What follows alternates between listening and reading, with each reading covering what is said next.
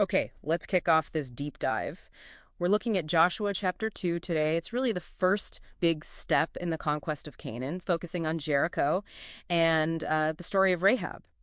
Our mission here is to kind of unpack the strategy, the history, and maybe the symbolism tied up in this one encounter. Yeah, at the pivotal moment, you've got this transition, right? Moses is gone. Joshua's now in charge. They're camped at Shittim, just across the Jordan. And right away, Joshua makes a really interesting strategic call. He does. He learns from that disaster with the first spies, the 12 spies. Oh, yeah, the ones who came back, scared everyone, and basically led to 40 years wandering in the desert. Exactly. So this time, Joshua sends just 2 spies, a very deliberate choice. Why only 2? What's the thinking there? Well, it's about managing risk, keeping things quiet. 2 guys can slip in, get the intel, and slip out without causing a huge stir. Less chance of that mass panic repeating itself. Precisely. It signals a much more controlled, calculated approach to this whole invasion. And the target, Yeah. Jericho, not just the closest city, right? There's more to it. Oh, much more.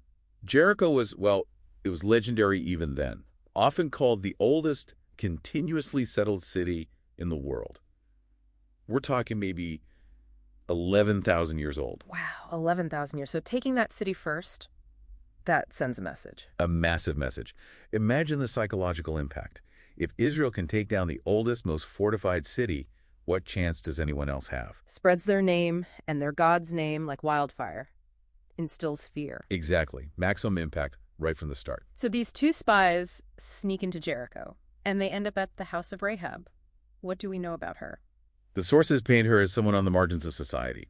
Maybe an innkeeper, possibly a sex worker. The term used is sometimes translated that way. And her house location is key too, isn't it? Crucial. It was built right into the city wall. Made access and escape, well, potentially easier. And she hides them. How does she do that? Up on a roof, under stalks of flags or maybe hemp that were drying. A pretty clever hiding spot, using something totally ordinary as cover. Then comes this conversation she has with them. It's quite revealing. It really is. She tells him straight up. Mm-hmm. The people of Jericho are terrified. Their hearts melted is the phrase used. Why? What had they heard? They knew the stories. They'd heard about God drying up the Red Sea years ago, but also, much more recently, about the total destruction of the 2 Amorite kings across the Jordan, Sihon, and Og.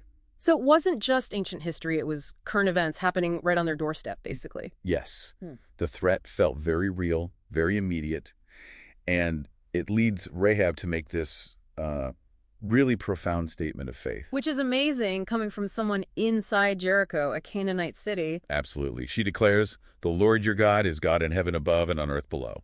I mean, that's a powerful monotheistic confession. Right there at the start of the conquest, it shifts things. It really does. And based on that belief, she makes a deal. She asks them to swear an oath, right?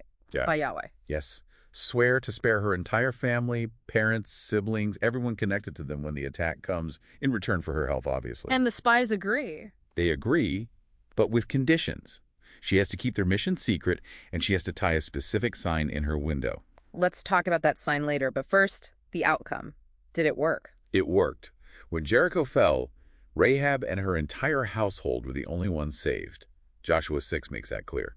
Which really underscores that her social status didn't matter in the end. It was her action, her faith. Precisely.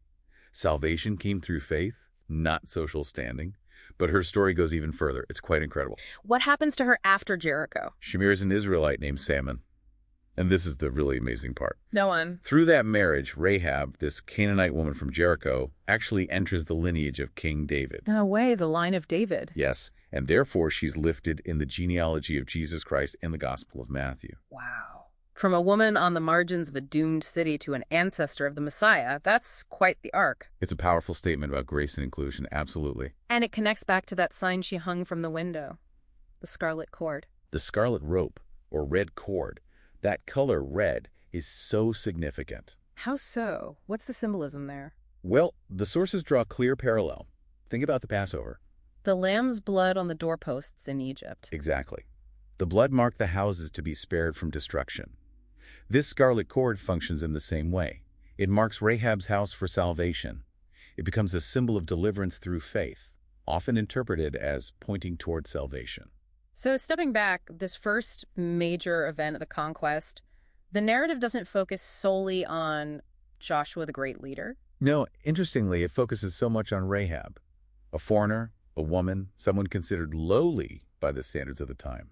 Her faith and action are central. It really sets a theme, doesn't I it? think so. It suggests that sometimes these huge history-shaping moments, they don't start in the centers of power, like the mighty walls of Jericho. They start in unexpected places. Exactly. They can begin with the faith, the simple action of someone the world might overlook, like Rahab looking out from her window on the wall. That's a thought to really mull over. Where does real change actually begin?